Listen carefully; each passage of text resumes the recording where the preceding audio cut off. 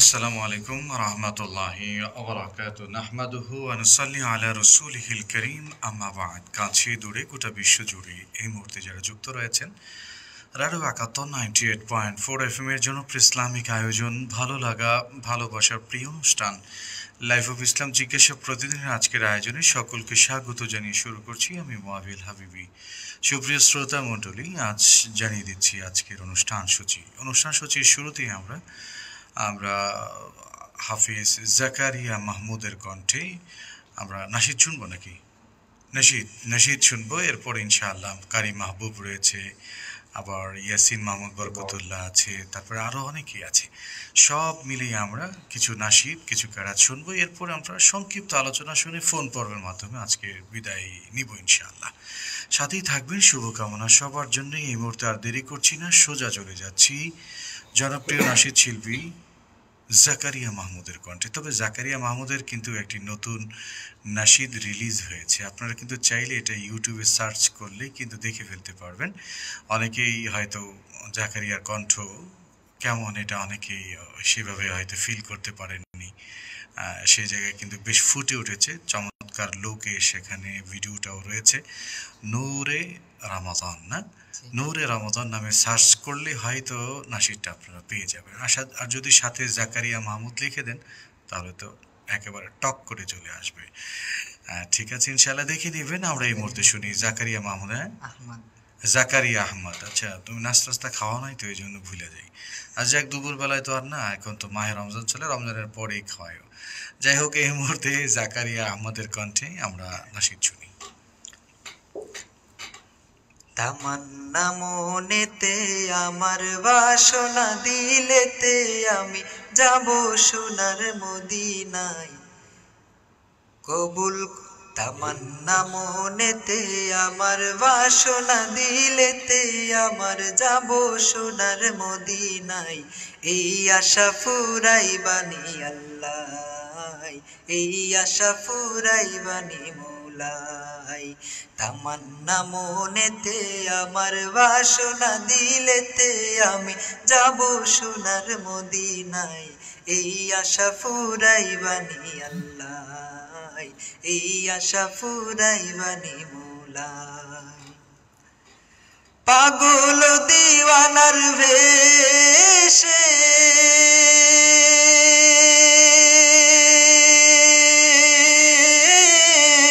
ঘুরি আমি দেশ বিদেশে, ও পাগল দিওয়ানার ভেশে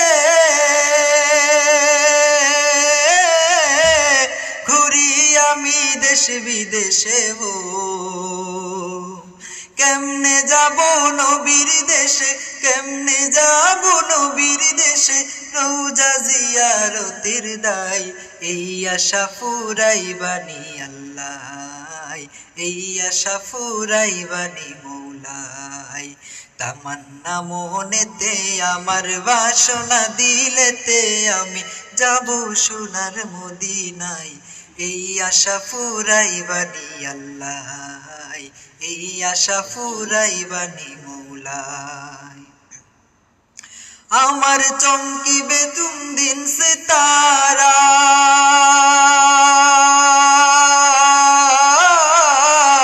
ওই আমি দেখব মদিনার মিনারাবো। ওই আমার চমকিবে কোন দিন সে তারা, ওই আমি দেখব মদিনার মিনারাবো। হেরিয়া গুম্বুদে খাজরা, হেরিয়া গুম্বুদে খাজরা, সালাম দিব পাক রোজাই। এই আশা ফুরাই বানি মৌলাই, এই আশা ফুরাই বানি আল্লাহ। তামান্না মনেতে আমার বাসনা দিলেতে আমি যাব সোনার মদিনায়। এই আশা ফুরাই বানি আল্লাহ, এই আশা ফুরাই বানি মৌলাই। এই আশা ফুরাই বানি আল্লাহ, এই আশা ফুরাই বানি মৌলাই। মাশাআল্লাহ, হাসবুক চমৎকার কণ্ঠে আমরা নাশিদ শুনলাম জাকারিয়া আহমদের কণ্ঠে। সুপ্রিয় শ্রোতা মণ্ডলী, আপনাদের সকলের প্রিয় অনুষ্ঠান লাইফ অফ ইসলাম জিজ্ঞাসা প্রতিদিন আজকের আয়োজন আপনারা শুনতে পাচ্ছেন।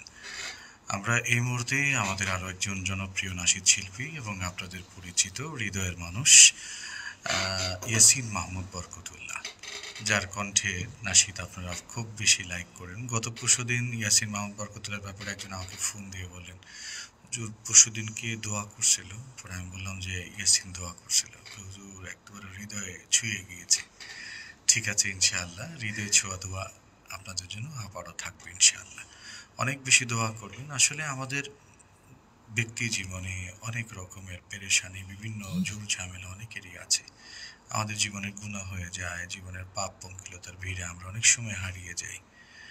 সব মিলেই দোয়াই তো আমাদের একমাত্র পুঁজি, তাই না বলুন? এজন্য খুব বেশি বেশি করে আল্লাহ পাকের কাছে ফরিয়াদ করতে থাকা। আল্লাহ নিজে বলেছেন, উদউনি আস্তাজিবু লাকুম, তোমরা আমাকে ডাকো, আমি তোমাদের ডাকে সাড়া দিব।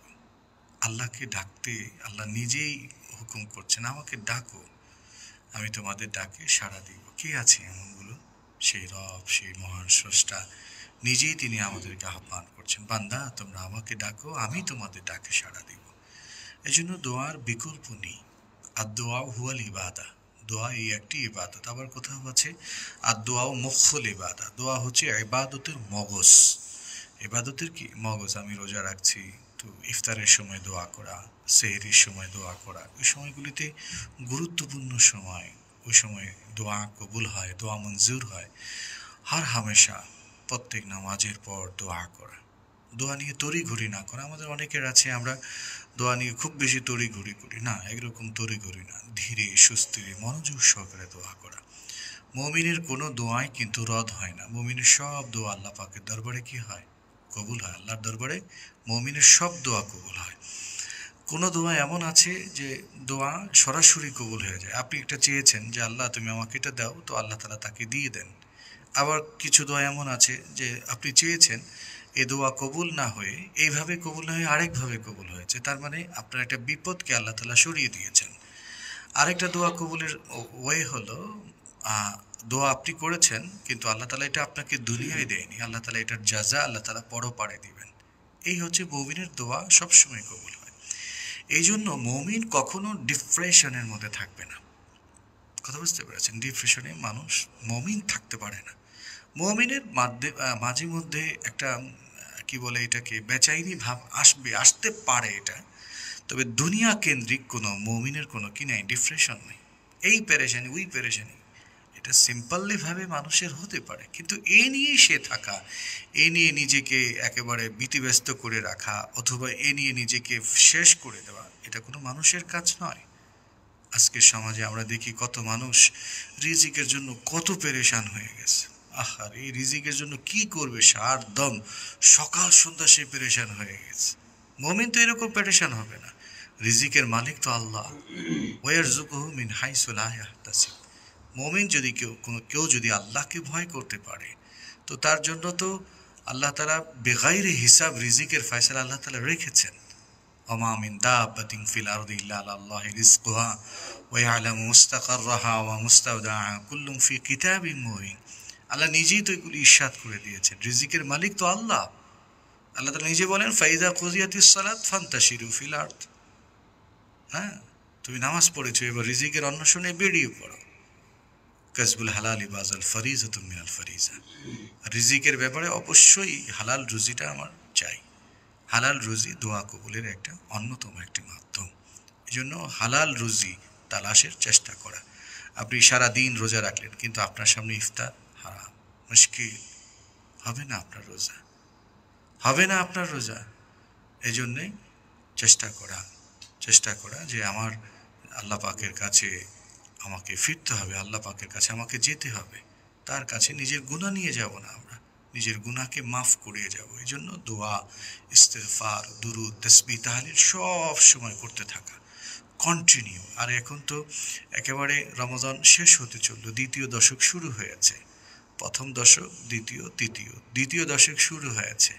এই দ্বিতীয় দশকে খুব বেশি বেশি করে তাওবা, ইস্তেগফার, আল্লাহর কাছে চাওয়া, हर घड़ी दे देने को तैयार है, जो ना मांगे उससे वो बेजार है।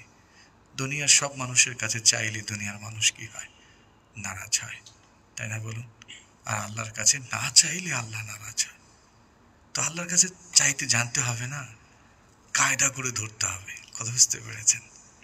হ্যাঁ, কায়দা করে একেবারে অনুনয় বিনয় করে, দেও না মালিক, তুমি দিলে তো তোমার কোনো লস নেই, কারো কাছে তোমার হিসাবও দিতে হবে না, তুমি তো অফুরন্ত ভান্ডারের মালিক, দেওয়ার জন্য তুমি খুঁজে আছো, দেওয়ার জন্য তুমি তোমার বান্দাকে ডাকছো, তুমি দাও না। এইভাবে করে আল্লাহ পাকের কাছে চাইতে হবে। যখন আমরা বেশি থেকে বেশি চাইতে থাকবো, বেশি থেকে বেশি যখন চাবো, তখন আমরা আল্লাহ পাকের কাছ থেকে নিতে পারবো। এই জন্যেই আপনার আমার, যেহেতু আল্লাহ পাকের কাছে আমাদের একটা মাধ্যম আছে, আমাদের একটা কি আছে, জায়গা আছে, আস্থার জায়গা, যে যিনি দেন তিনি আল্লাহ, তিনি আমাদের রব, তিনি আমাদের পরওয়ারদিগার। তো তার কাছে চাইব, ছোট বড় সব কিছু, আমার অভাব অনটন বিপদ মুশকিল সব। আজকে বলুন, একজন মানুষ মনে করুন বিত্তশালী, যেমন মনে করুন ইয়াসিনের অনেকগুলি টাকা আছে, আমি যদি ইয়াসিনকে বলি ইয়াসিন তুমি আমাকে টাকা দাও, সে আমাকে একদিন দিবে, 2 দিন দিবে, এরপরের যদি আমি তাকে ফোন দিই সে আমাকে, আমার ফোনই ধরবে না, বুঝবে যে সে তো আমাকে ফোন দিয়েছে, মনে হয় টাকা চাবে। কথা বুঝতে পেরেছেন? যে কোনো বিষয়ে আপনি দুনিয়ার মানুষের কাছে যখন আপনি বলেন, আমি কিন্তু এরকম করি না। না, একদম না, একদম না, ইয়াসিন একদম এটা করে না, বরং ইয়াসিন আমার কাছে টাকা পায়, এটা 100%। আপনি আমার প্রতি উদার, আমি আপনার প্রতি উদার, মানে দুইজনের প্রতি উদার। আচ্ছা, যাই হোক, যেটা বলতেছিলাম, মানে আপনি যদি মানে আমি যেটা বলতে চাচ্ছি সেটা হচ্ছে, আপনি মানুষের কাছে না চেয়ে আল্লাহর কাছে চান। ইযহাদ ফিদ দুনিয়া ইউহিব্বুকা আল্লাহ ওয়াযহাদ ফিমা ইনদান নাস ইউহিব্বুন নাস। আপনি মানুষের কাছে বারবার একটা জিনিস চাইবেন, একেবারে অভাব দেখাচ্ছেন, আপনি কিছুই খেতে পারেন না, কিছুই করতে পারেন না, তো এই মানুষের কাছে আপনার সম্মান হবে না, আপনি লাঞ্ছিত অপমানিত হবেন। আপনি আল্লাহ পাকের কাছে বলুন, আপনি মানুষের কাছে চাওয়াটা ছেড়ে দিন, আল্লাহর কাছে আপনি দামি হয়ে যাবেন। কারণ কি আছে, ইয়াদুল উলিয়া খায়রুম মিন ইয়াদিস সুফলা, নিচের হাতের চাইতে উপরের হাতের কি দাম বেশি। এই জন্য আপনি দেওয়ার মানসিকতা তৈরি করুন, নেওয়ার মানসিকতা নয়, নেওয়ার মানসিকতা নয়। আলহামদুলিল্লাহ, আমাদের অনেক লিসেনার আছে এরকম, যাদের লিস্ট আমার কাছে আছে, প্রতি রমজান প্রতি কুরবানিতে তাদের পাশে আমি দাঁড়াই, একটা লম্বা একটা লিস্ট আমার কাছে আছে, আমি তাদের খোঁজ খবর নিয়েছি, তারা আমাকে ফোন দিয়েছে 2-4 জন ফোন দিয়েছে। আলহামদুলিল্লাহ, আমাদের লিসেনারদের মধ্যে এরকম নেই যে না সে অস্বীকার করবে, এরকম আমি বলছি না। আজও প্রিয় একজন মানুষ, তিনি ফোন দিয়েছেন, তার অনেক অভাব অনটন বিভিন্ন জিনিস নিয়ে, তো আমি তাকে 500 টাকা বিকাশ করে পাঠিয়ে দিয়েছি, বলেছি যে ভাই আমার কাছে তেমন কিছুই নেই, 500 টাকাই আছে, এটা নিয়ে যান। তো সে এতেই সন্তুষ্ট। তারা আসলে বেশি চাহিদা আছে, বিষয়টা এমন নয়। তবুও আমি বলবো, মানুষের কাছে না, আল্লাহর কাছে চাই, আল্লাহর কাছে চাই। এই যে আমি প্রায় সময় আমি বলি, দেখবেন যে আমাদের মাদ্রাসার জন্য আমি আপনাদের কাছে চাই না, আল্লাহর কাছে চাই। আপনারা অন্তত আল্লাহর কাছে দোয়া করবে যেন আল্লাহ ফয়সালা করে দেয়। কারণ দ্বীনি মাদ্রাসা কওমিয়াগুলি আল্লাহ তাআলা আমাদের, যারা আমরা কিছুটা এবিলিটি আছে, তাদের দান অনুদানের মাধ্যমে আল্লাহ তাআলা পরিচালনা করে থাকেন। হ্যাঁ, এজন্য আল্লাহ পাকের কাছে খুব বেশি করে চাওয়া, আমার জন্য, আপনার জন্য, সবার জন্য চাওয়া। ইফতার, বিশেষ করে ইফতারের সময় খুব বেশি চাইব, এই সময় আল্লাহ থেকে নেওয়ার একটা সুযোগ। আল্লাহ তুমি আমাকে দাও না, আল্লাহ দেখো না, আল্লাহ ইফতার সামনে নিয়ে বসে আছে, আমি খাই না, ইচ্ছা করলে আমি খাইতে পারতাম, আমি লোকমাটা দিচ্ছি না, কেন দিচ্ছি না আল্লাহ? তোমার ভয়ে তো আমি সেই ইফতারটা মুখে দিচ্ছি না, সারাটা দিন না খেয়েছিলাম, আল্লাহ দিবা না তুমি আমাকে? এইভাবে কায়দা করে ম্যানেজ করা, দেখেন না স্ত্রী স্বামীকে কিভাবে ম্যানেজ করে, স্বামী কিভাবে স্ত্রীকে ম্যানেজ করে, তারপর সন্তান কিভাবে বাবা মাকে ম্যানেজ করে। তো আমি আল্লাহকে ম্যানেজ করতে পারবো, এটা হয় নাকি? আরে স্বামীর মধ্যে কি আছে, বাবার মধ্যে কি আছে, তাদের তো যা আছে সে অতটুকুন দিবে। তো আমার আল্লাহ তো অফুরন্ত ভান্ডারের মালিক, সেই ভান্ডার যদি আমার হয়ে যায় তো আর পেরেশানি আছে। মাল্লাহুল মাওলা ফালাহুল কুল, যে আল্লাহর জন্য হবে আসমান তার জন্য, জমিন তার জন্য হবে। এজন্য আল্লাহর কাছ থেকে নেওয়ার একটা মানসিকতা আমাকে তৈরি করতে হবে, যে আমরা আল্লাহর কাছ থেকে নেব, আল্লাহ আমাকে দিবেন। আমার যা জরুরত আছে সব জরুরত আল্লাহ কুদরতিভাবে আমাকে পুরো করে দিবেন। এই মাহে রমজান মাসে আমরা অনেকেই দেখি এই মাসে খুব ভিক্ষাবৃত্তি বেড়ে যায়। বিভিন্ন জায়গাতে আমরা দেখি মানুষ ভিক্ষাবৃত্তিটা খুব বেশি বেড়ে যায়। এখন এই মানুষগুলির ব্যাপারে তাহকিক ছাড়া আপনি জাকাত আদায় করছেন অনেকেই। আমি এখানে একটা বিষয় বলতে চাই। আমি মনে হয় গত বছরও বলেছিলাম, আমাদের মধুবাগ মসজিদ, আমি একদম নাম বলছি, মগবাজার মধুবাগ মসজিদ, আমার চাচা শ্বশুরের মসজিদ। ওটা মাওলানা সাব্বির আহমদ সাহেব ওই মসজিদের ইমাম, তিনি আমার চাচা শ্বশুর সম্পর্কে। ওনার মসজিদেই এক লোক পা ভাঙা লোক, উনি টাকা পয়সা তোলে, জাকাত ফেতরা তোলে। তো পাশেই একটা দোকান আছে ডিসপেন্সারি, উনিও একজন ডাক্তার, খুব ভালো ট্রিটমেন্ট নেন ওই ডাক্তার সাহেব, তার নামও জানে, আমি আর ক্লিয়ার করছি না। তো ওনার কাছে ওই পঙ্গুত্ব ব্যক্তি যিনি জাকাত ফেতরা তোলেন, ওনার কাছে উনি টাকা জমা রাখেন।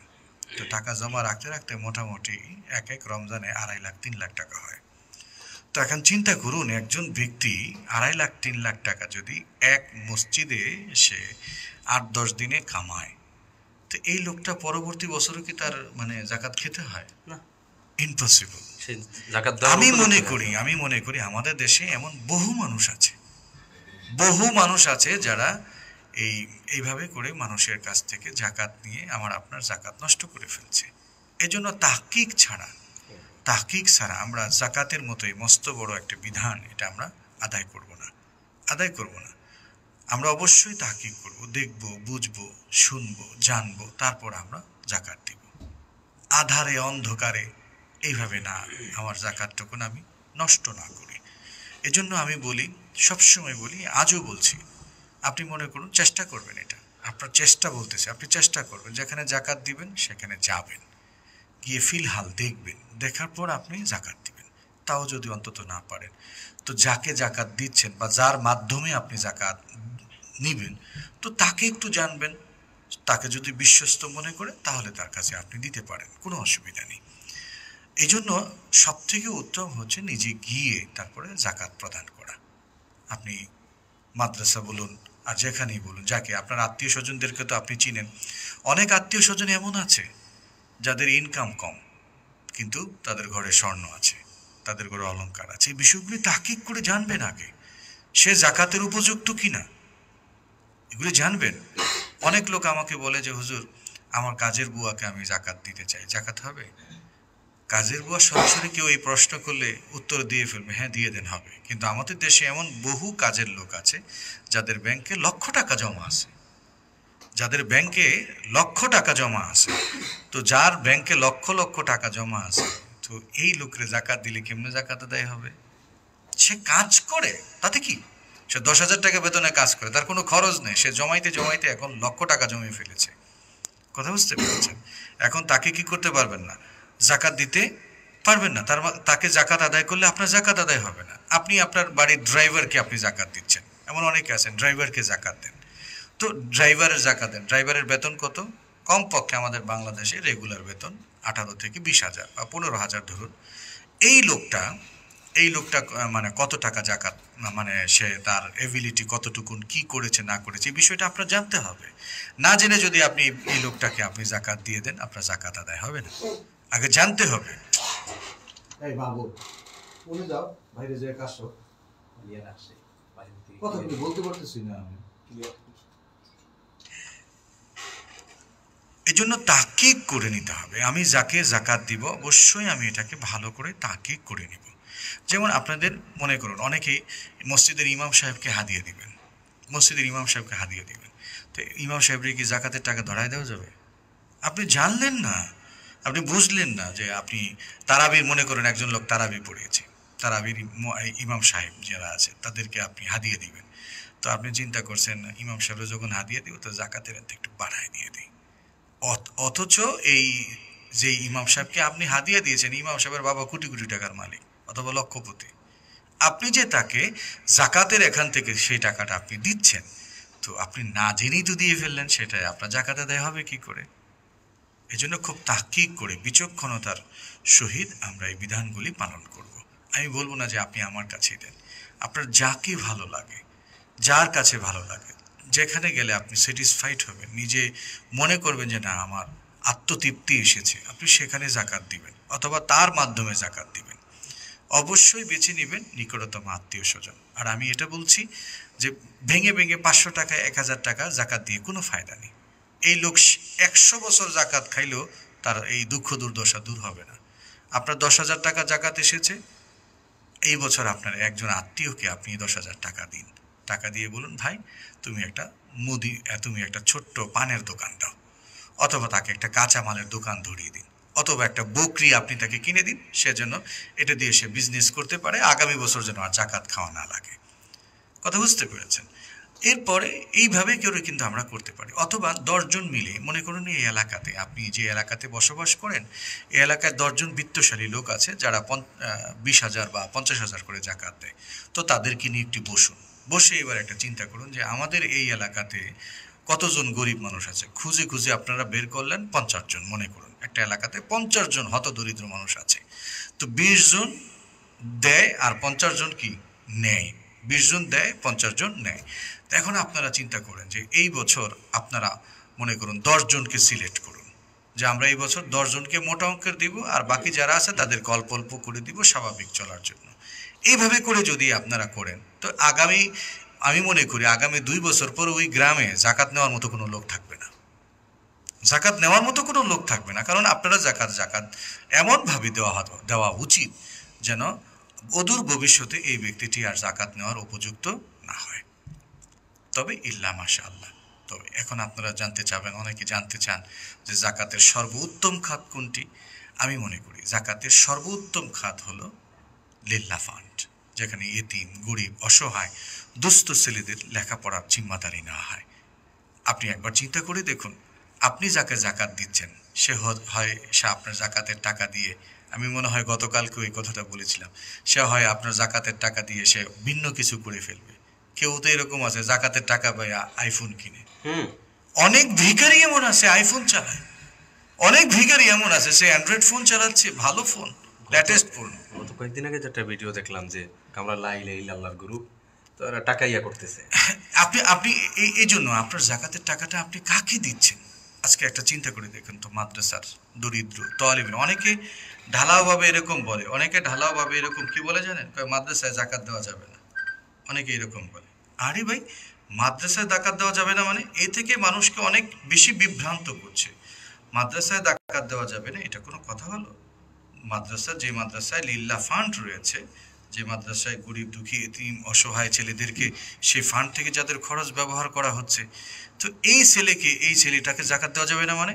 এই ছেলেকে তো জাকাত দেওয়া সব থেকে বেশি উপযুক্ত আমি মনে করি। একটা ছেলে আপনার টাকায় হাফেজ হবে, আলেম হবে, একটা ছেলে ভালো পড়াশোনা করে সে বড় মসজিদের ইমাম হবে, খতিব হবে, সারা জীবনের সওয়াব আপনি পেয়ে যাবেন। আপনার লাইফে যত বেশি আমল আপনি দেখবেন হাসরের ময়দানে ছেলের মাধ্যমে দেবে। এটা তো সাদকাতান জারিয়া, একদিকে জাকাত আর একদিকে কি সাদকাতান জারিয়া, চেইন বিজনেস। এটাকে চেইন বিজনেস বলা হয়, জানি না ঠিক এটা আপনারা চেইন বিজনেস বুঝেন কিনা। যেমন মনে করুন এই যে ইয়াসিন গত 2-4-5 বছর আগে আমার সঙ্গে উমরার সফর করেছে।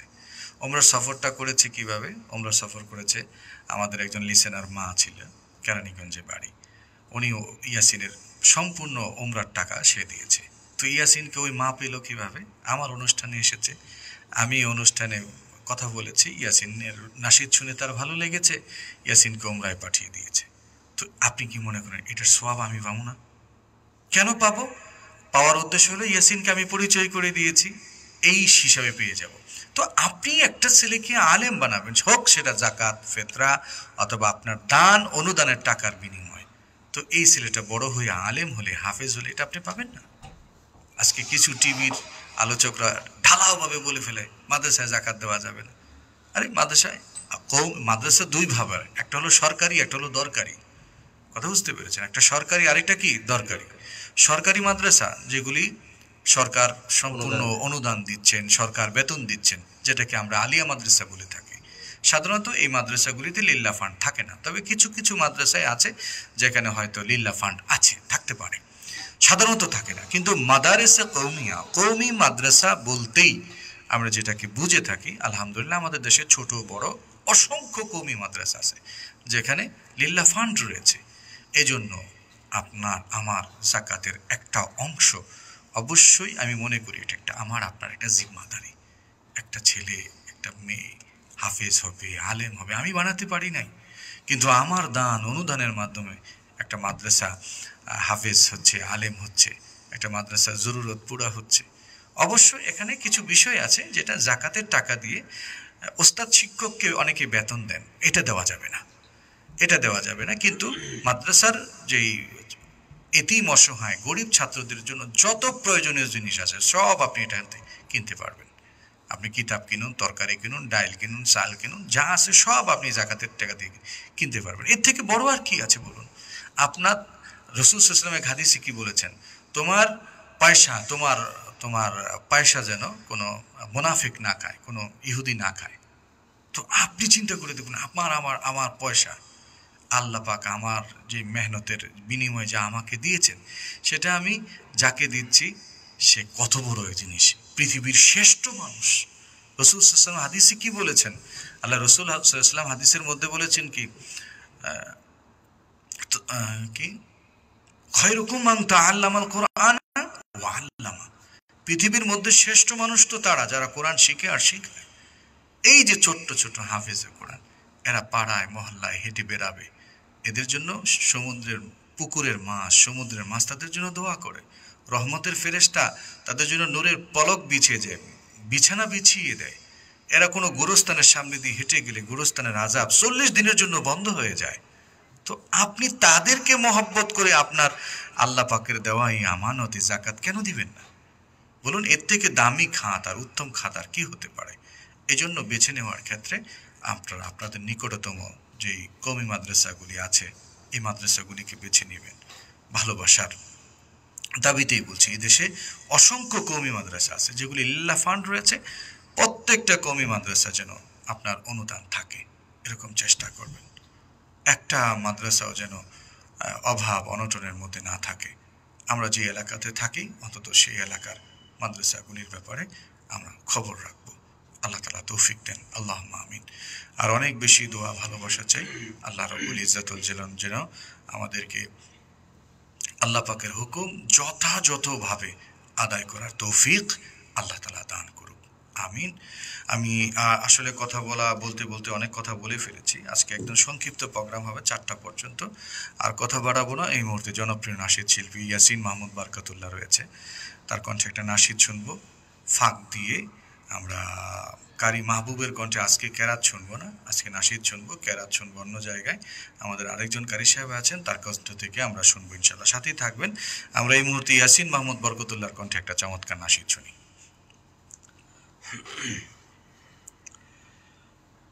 আমি ক্ষুদ্রতা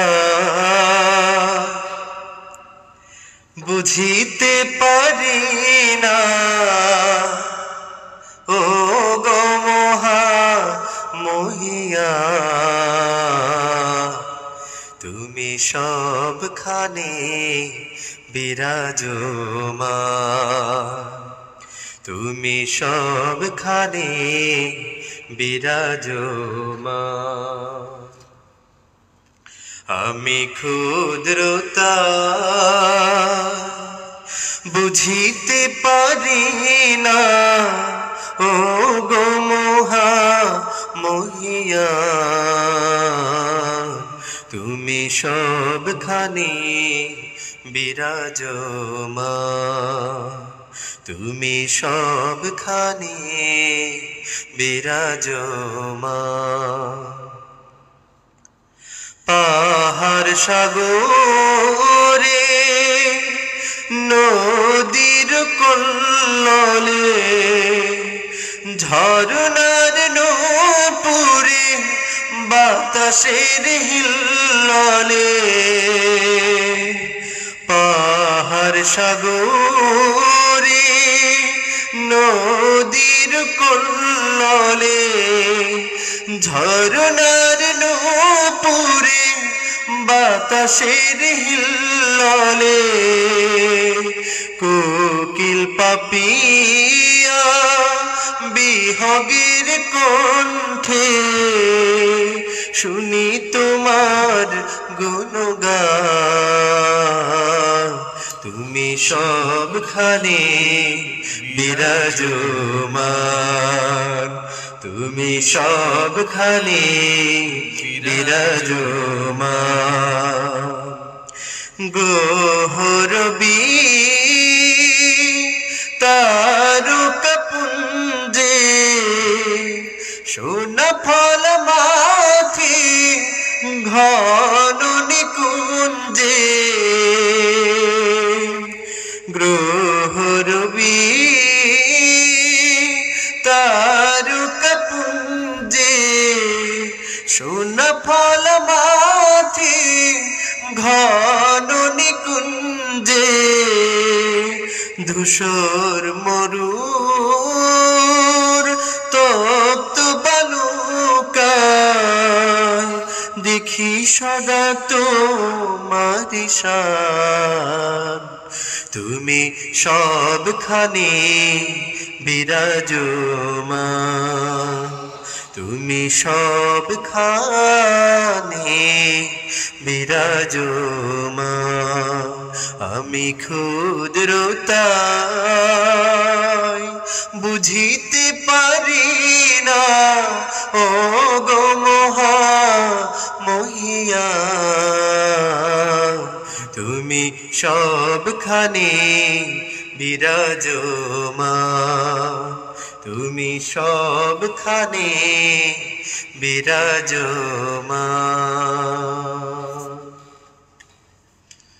তুমি সবখানে বিরাজমান। আল্লাহ পাক সব জায়গাতেই বিরাজমান।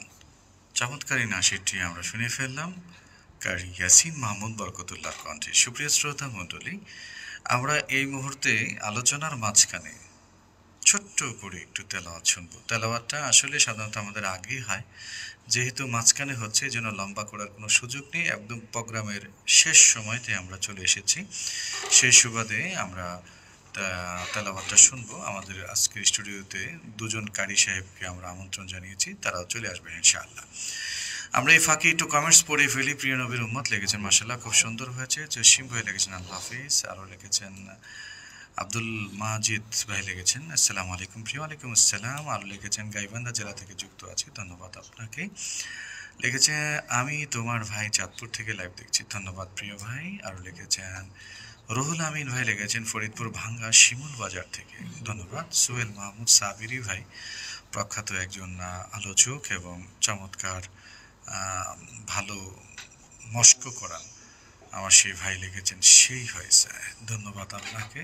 আপনিও একদম সেই হয়েছেন, এখন আর কোনো দেখা সাক্ষাৎ করেন না আপনি।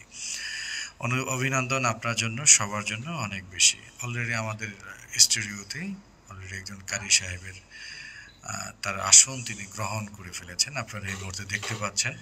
একেবারে মানে টুপিটাও বেশ সুন্দর, চশমাটাও কিন্তু সেই, সাথে পাশাপাশি কোটটাও কিন্তু সেই, জুব্বাটাও সেই, মানে কেমন যেন একেবারে মানে সব মিলিয়ে একেবারে চমৎকার একজন মানুষ। এই যাবৎ পর্যন্ত আমার মাদ্রাসাতে তারা মস্ক করিয়েছে, এখন আমরা সরাসরি আমরা তার একটু পরিচয় একটু জানতে হয়। স্টুডিওতে যেহেতু প্রথম, এই মুহূর্তে আমরা তার একটু পরিচয় শুনবো। জি ভাইয়া, আসসালামু আলাইকুম ওয়া রাহমাতুল্লাহ। ওয়া আলাইকুম আসসালাম ওয়া রাহমাতুল্লাহি ওয়া বারাকাতুহু। আপনার পরিচিতিটা একটু খুলে বললে সবাই ভালো ক্লিয়ার জানবে। আমার নাম হাফেজ কারি মহিউদ্দিন বিন আব্দুল হান্নান। আমি পড়াশোনা করেছি সারা বিশ্বের একজন বিখ্যাত কারি, বাংলাদেশের প্রসিদ্ধ কারি শেখ আহমদ বিন ইউসুফ আল আজহারি হাফিজাহুল্লাহ, ওনার প্রতিষ্ঠান মাহাদুল কিরাত বাংলাদেশে। এবং আলহামদুলিল্লাহ আমি ইতিমধ্যে বিভিন্ন রেডিও চ্যানেলে তিলাওয়াত করেছি আলহামদুলিল্লাহ। টিভিতেও করেছেন? জি আলহামদুলিল্লাহ। ধন্যবাদ। আমরা এই মুহূর্তে কারি সাহেবের চমৎকার তেলাওয়াত শুনবো ইনশাআল্লাহ, সাথেই থাকবেন। ধন্যবাদ। أعوذ بالله من الشيطان الرجيم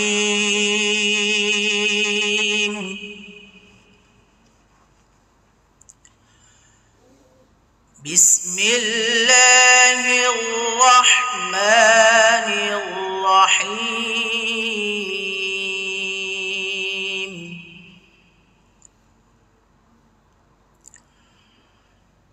ما كان محمد أبا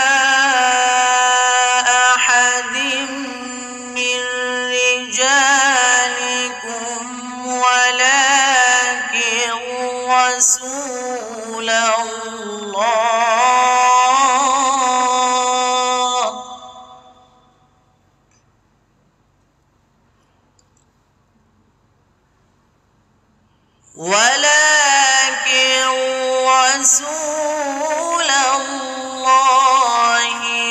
وخاتم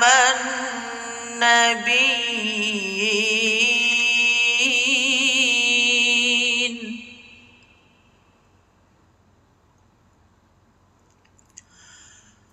وكان الله بكل شيء عليما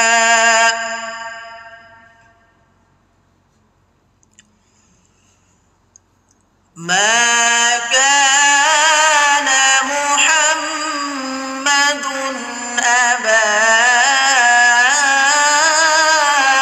أحد من رجالكم ولكن رسول الله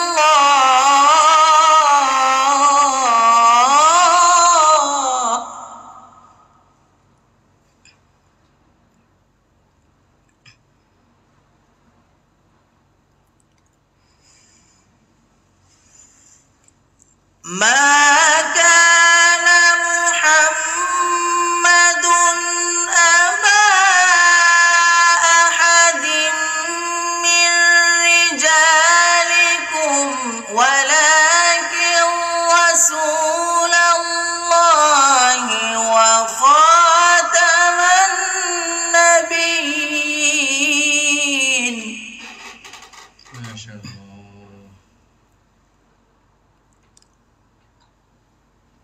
وكان الله بكل شيء عليما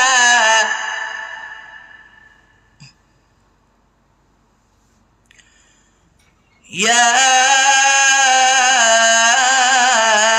أيها الذين آمنوا اذكروا الله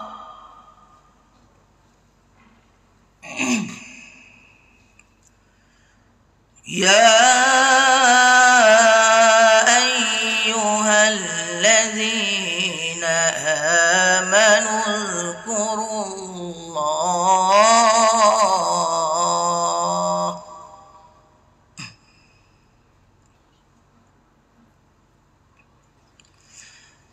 آمنوا اذكروا الله ذكرا كثيرا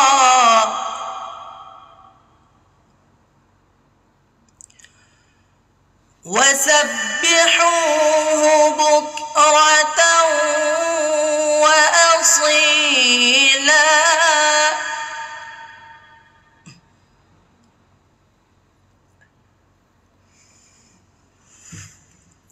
هو الذي يصلي عليكم وملائكته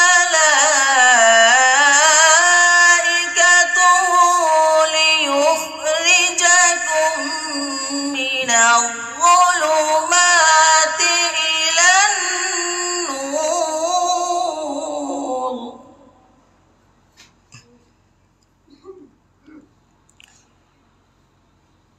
وكان بالمؤمنين رحيما صدق الله العظيم আসলে কয়েকদিন যাবত খুব জার্নি হচ্ছে। গতকালও ছিলাম রাজশাহীতে, পরশুদিন রাজশাহীতে গিয়েছি, গতকাল সারাদিন সেখানে বিচারক হিসেবে ছিলাম একটা প্রতিযোগিতায়। তো সব মিলিয়ে কণ্ঠটা আজকে তেমন সাপোর্ট দিচ্ছিল না। দোয়া চাই সবার দেশের কাছে। বাড়ি কোথায়? আমার দেশের বাড়ি হচ্ছে নারায়ণগঞ্জ। এই নারায়ণগঞ্জ? জি। মানে খেলা হবে কোন জায়গায় নারায়ণগঞ্জ? দেশের বাড়ি নারায়ণগঞ্জ ২৫০০। এমনিতে আমাদের বাড়ি হচ্ছে সানার পাড়ে। ২৫০০ কোথায়? ২৫০০ কালাপাহাড়িয়া ইউনিয়ন। তার মানে ওই যে যেই আপনাদের কালাপাহাড়ি আমি গিয়েছিলাম, কালাপাহাড়ি এলাকা কোথায়? কদমির চর আমাদের গ্রাম। ভালো করে চিনি। আপনাদের এলাকাতে আর কিছু না থাকলেও মানে সুদের প্রচলনটা খুব ভালো আছে, তাই না? জি জি। আমি এটা মারাত্মক ভয়াবহ অবস্থা, মানে আমার দেখা ২৫০০ কালাপাহাড়ি এলাকায় মানে সুদের ব্যাপকতা অনেক গুণ বেশি। ঠিক বলেছি না? জি জি। মানে মানুষ যেভাবে তরকারি বিক্রি করে কিভাবে, মানে অল্প কিছু হাড়িতে নিয়ে তরকারি বিক্রি করে, এমন ক্যাশ ভর্তি টাকা নিয়ে গাছতলায় বসে বসে মানুষ সুদ বিক্রি করে। ঠিক বলেছি না? এত বিস্তারিত বলতে পারবো না, কারণ ছোট থেকে ঢাকায়। আচ্ছা, যাই হোক, ধন্যবাদ অনেক বেশি, শুভকামনা তোমার জন্যে কারি সাহেব। আমরা এই মুহূর্তে আমাদের আরো একজন খ্যাতিমান কারি মাহবুবুর রহমান, ইতিমধ্যে যিনি দেশ বিদেশ বিভিন্ন দেশে আলহামদুলিল্লাহ বেশ সুনাম এবং খ্যাতি অর্জন করেছেন। কারি মাহবুব বাংলাদেশ সেনাবাহিনীদের কেরাত প্রশিক্ষক। কারি মাহবুব কিন্তু বেশ মানে চমকপ্রদ একটি মানুষ, যেভাবে দেখতে হাসি খুশি, মাথার কিন্তু তাজটাও বেশ একেবারে মানিয়েছে চেহারার সঙ্গে খুব বেশি, অনেক বেশি। সে সঙ্গে চশমা, সে সঙ্গে আবার রোলেক্স নাকি ঘড়িটা? এটা কেসিও ইন্টারন্যাশনাল ওয়ারেন্টি কার্ড আছে। আচ্ছা, মানে এটা 3 বছরের ওয়ারেন্টি কার্ড আছে। বিশ্বের যে কোনো দেশ থেকে এটার কি সার্ভিসিং করা যাবে।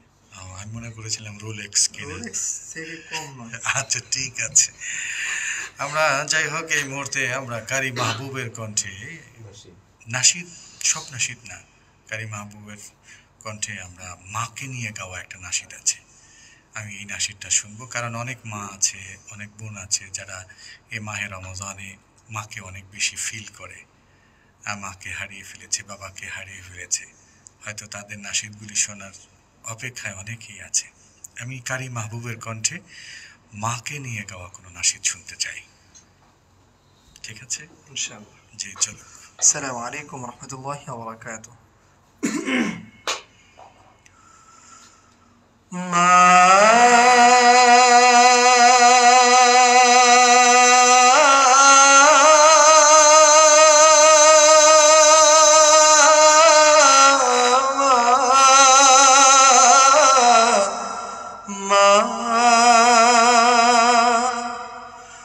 দিন চলে যায়, মাস চলে যায়, পথ চেয়ে থাকি মা তোমার আশায়। দিন চলে যায়, মাস চলে যায়, পথ চেয়ে থাকি মা তোমার আশায়। মায়া মমতা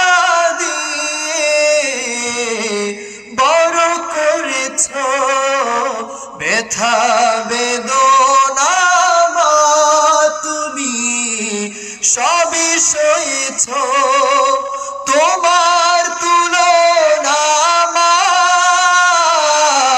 কেউ হবে না। মা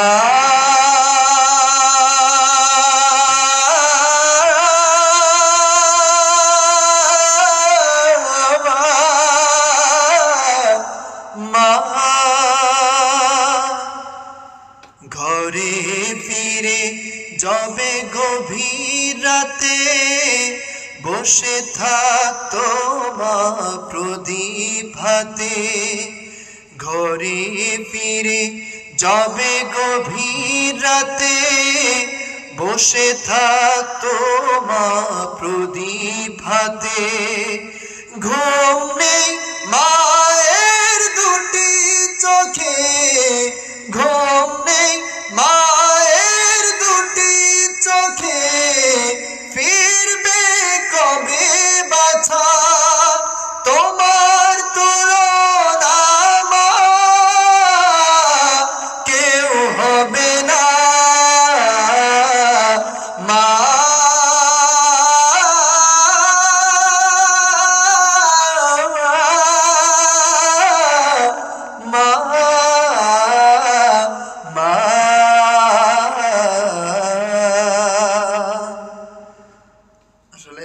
আজকে তো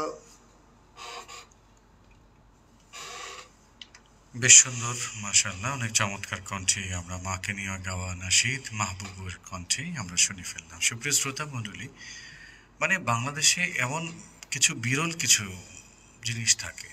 কারি মাহবুব কিন্তু এমনই একজন বিরল, মানে একদিকে কারি, একদিকে আবার শিল্পী, আবার অপর দিকে কিন্তু আপনার ভালো ওয়াজও জানে, মানে একেবারে একের ভিতরে 4-5, 3 বললেও ভুল হবে। বেশ মাশাআল্লাহ চমৎকার কণ্ঠে নাশিদ গেয়ে থাকে। ওর কণ্ঠে কিন্তু আরও চমৎকার চমৎকার কিছু নাশিদ আছে, আমরা আগেও শুনেছি, আজও শুনব। আজ হাতে একদম সময় কম, হাতে আমরা আর হয়তো সর্বোচ্চ 5 মিনিট আপনাদের মাঝে থাকব। তো এই 5 মিনিটে আমি আর মানে কাউকে সুযোগ দিতে না পেরে আন্তরিকভাবে দুঃখিত, ক্ষমা চেয়ে নিচ্ছি।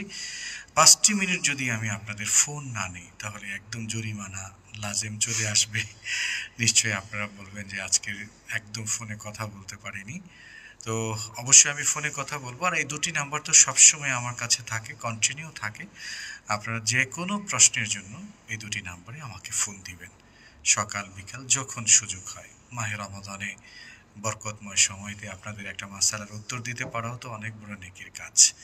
আপনারা জানেন এক একটা মাসাইল জানা শিখা এটা অনেক বড় সওয়াবের কাজ, পুণ্যের কাজ। সেই সওয়াবের ভাগীদার অবশ্যই আমাকে করবেন, জেনে বুঝে আমলের চেষ্টা করবেন, বিশেষ করে রমজান কেন্দ্রিক। এবং এখন যেহেতু আমরা মাহে রমাদানে যেহেতু জাকাত প্রদান করে থাকি, জাকাত কেন্দ্রিক মাসাইলগুলি ভালো করে জেনে নিব। আজকে নতুন করে আমাদের সদকায়ে ফিতর কতটুকুন এটা ডিক্লারেশন হয়েছে। সদকায়ে ফিতর সর্বনিম্ন হচ্ছে সর্বনিম্ন হলো গমের দামে 110 টাকা, 110 টাকা। আর সর্বোচ্চ হচ্ছে 2810 টাকা। সর্বোচ্চ এটা হলো পনিরের দামে 2810 টাকা। এই হচ্ছে এবারের মানে সদকায়ে ফিতরের নিয়ম। এখন প্রশ্ন থাকতে পারে, হুজুর আমি কি 110 টাকা দিব, আবার 2800 টাকা, তো আমি কোনটা আদায় করব? দেখুন, আপনি নিজে ভালো বলতে পারেন, আপনি আপনার ফ্যামিলিতে আপনি কেমন আছেন। যদি আপনি আটার উপর নির্ভর থাকেন, মানে অর্থাৎ আপনার বাড়িতে তেমন কিছুই রান্না বান্না হয় না, শুধু আটা হলেই চলে, আটা দিয়েই চলে, মানে এর মধ্যেই আপনি সীমাবদ্ধ থাকেন, স্বল্প আয়ের একদম মানুষ, কিন্তু আপনার উপর সদকায়ে ফিতর ওয়াজিব, তো আপনি আটার দামে দিবেন 110 টাকা। মনে করুন আপনার বাড়িটা মধ্যবিত্ত একটা বাড়ি, আপনি মধ্যবিত্ত পরিবার, তো আপনি এটার মাঝখানেরটা নেবেন, সেটা নেবেন খেজুরের দামে 2000 টাকা। খেজুরের দামে যেই সদকায়ে ফিতর আসবে সেটা হলো 2000 টাকা। আপনি চাইলে এটা নিতে পারেন। আর যাদের আল্লাহ তাআলা ভালো এবিলিটি দিয়েছে, যেমন আমাদের এমডি স্যার, তিনি সদকায়ে ফিতর আদায় করেন সর্বোচ্চ মূল্যটা। তো এইভাবে আমরা নিজেদের মধ্যে এটাকে নিতে পারি। আর এটাকে জরিমানা মনে করবেন না, এগুলি আসলে আমাদের হৃদয়ের পাপ পঙ্কিলতা, আমাদের টাকার ময়লা আছে, কত জায়গায় কত আমরা রমজানে কত ত্রুটি করে ফেলি, এসবের জন্য আল্লাহ পাকের রাস্তায় আমার প্রিয় ভাই, এরা তো